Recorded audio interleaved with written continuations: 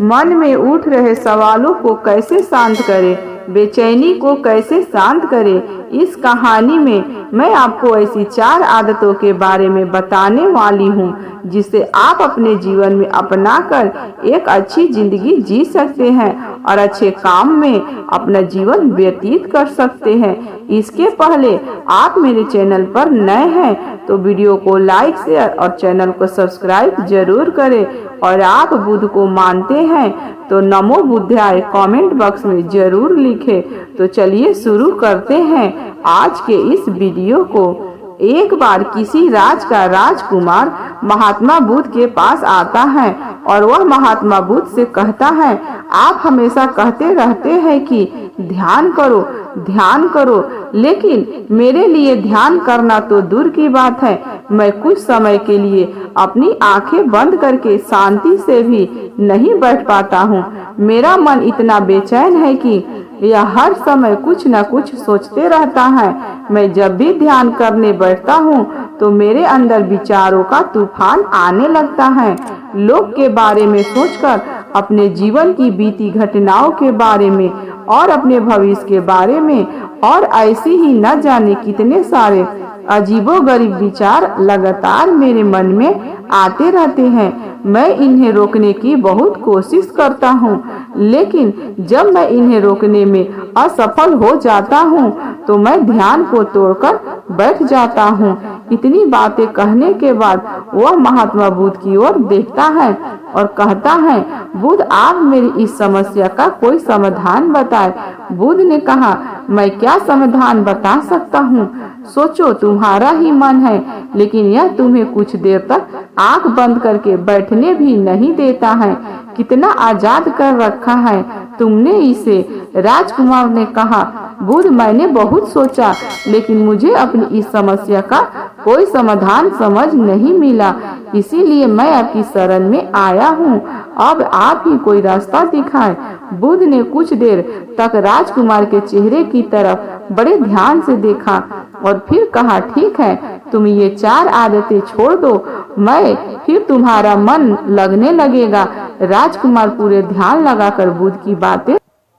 बुद्ध ने कहा, तुम और तुम्हारे जैसे ज्यादातर लोग यही गलती कर रहे हैं कि वे दूसरों की मन की बातों को पढ़ने का प्रयास कर रहे हैं कि अच्छा, सामने वाला मेरे बारे में ऐसा सोच रहा है, और यही एक आदत तुम्हें सबसे ज्यादा बेचैन और परेशान कर रही है।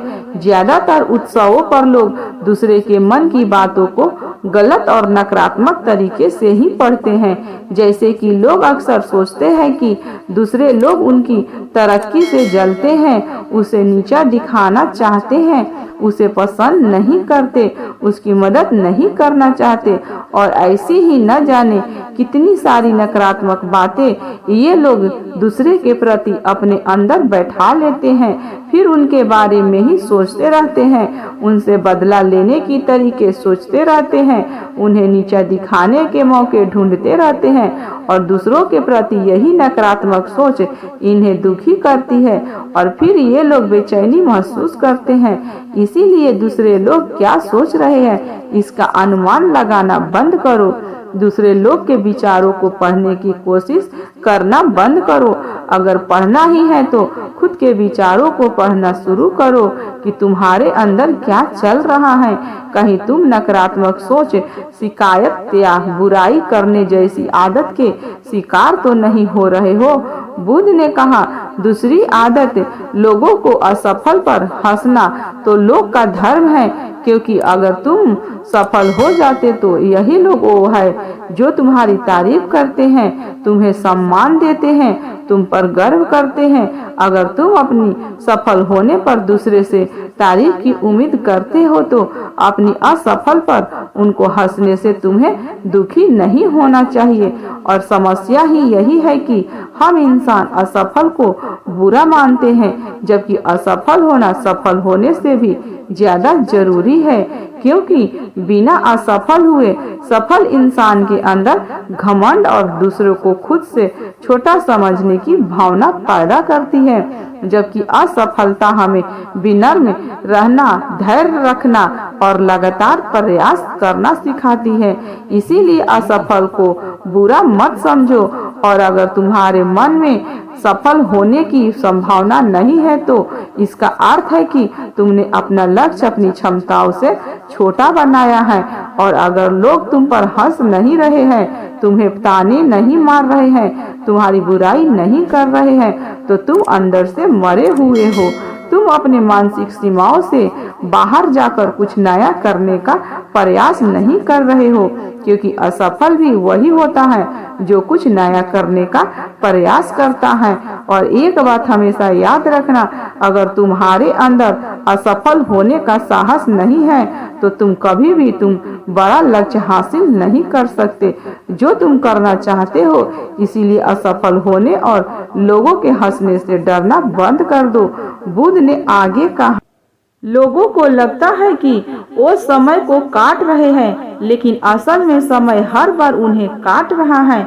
लोगों के द्वारा समय को व्यर्थ के कामों में बर्बाद करने का केवल एक ही कारण है, और वह यह है कि उन्हें लगता है कि उसके पास बहुत समय है, जबकि सच्चाई यह नहीं है, क्योंकि उनसे पहले वाले लोग को भी यही लगता था कि उनके पास बहुत समय है, लेकिन उन्हें पता नहीं चल पाया कि कब समय बीत गया और उनका बुलावा आ गया।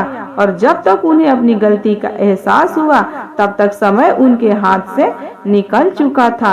बस पश्चाताप रह गया था कि सारा जीवन व्यर्थ के कामों में बर्बाद कर दिया, और फिर वो चले गए इस दुनिया से बिना खुद को जाने, बिना इस जीवन की सच्चाई को समझे। इसीलिए जब तक यह जीवन है, इसे अच्छे कामों में लगाओ, खुद को जानने में, दूसरों की मदद करने में, लोगों को सही राह दिखाने में, मानवता के कल्याण में। और दूसरी बात, समय को बर्बाद करने से आज तक किसी को खुशी नहीं मिली है। हालांकि समय काटने से तुम्हें क्षणिक खुशी तो महसूस हो सकती है, लेकिन जब तुम्हें होश आता है और तुम देखते हो कि कितना सारा समय बर्बाद किया जा चुका है, तब तुम्हें खुद पर क्रोध आता है और तुम पश्चाताप के भाव में भर जाते हो। और यही फिर पश्चाताप का भाव तुम्हारे अंदर तनाव पैदा करता है और तुम बेचैन हो जाते हो और लगातार अपनी इस गलती के बारे में सोचते रहते हो। फिर तुम्हारा किसी भी काम में मन नहीं लगता और तुम उदास रहने लगते हो, और यह चक्र लगातार चलता रहता है। इसकी शुरुआत हुई थी समय को काटने से, इसीलिए समय को काटना बंद करो और वो करना शुरू करो जो जरूरी है। बुद्ध ने कहा, असल में दूसरे के खुद की किसी भी चीज से तुलना करना ही व्यर्थ है। सबकी परिस्थितियां अलग है, सबकी सोच अलग है। और क्या हुआ अगर दूसरे नहीं कर पाए तो हो सकता है कि तुम ही कर जाओ, क्योंकि असल वही लोग इतिहास रचते हैं, क्योंकि अक्सर वही लोग इतिहास रचते हैं जिनसे ज्यादा उम्मीद नहीं होती।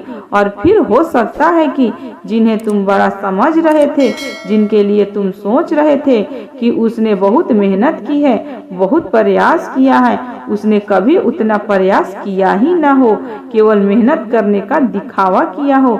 क्योंकि ज्यादातर लोग कभी उतनी मेहनत करते ही नहीं हैं जितनी उनसे अपने लक्ष्य प्राप्ति के लिए करनी चाहिए, और दूसरे लोगों के सामने यह दिखाने का प्रयास करते रहते हैं कि मैंने तो बहुत मेहनत की थी, लेकिन मेरी किस्मत ही खराब थी।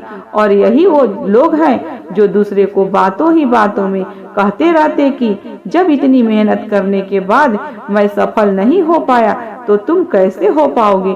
लेकिन अंदर ही अंदर यह इस बात को जानते हैं कि उन्होंने कभी उतनी कोशिश नहीं की थी जितनी उन्हें करनी चाहिए थी। यह बस दूसरों की नजरों में अपनी इज्जत बचाने के लिए, और इस डर से कहीं दूसरा व्यक्ति इनसे आगे ना निकल जाए, या अपने अधूरे प्रयास से घबराते रहते हैं और दूसरे को डराते रहते हैं कि जब मैं नहीं कर पाया तो तुम कैसे कर पाओगे।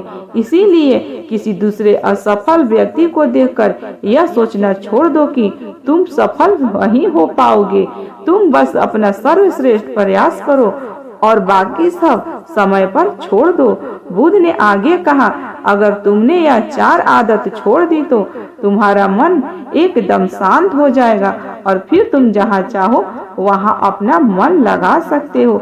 इतना कहकर बुध मौन हो गए और राजकुमार को भी अब समझ आ चुका था कि उसे क्या करना है।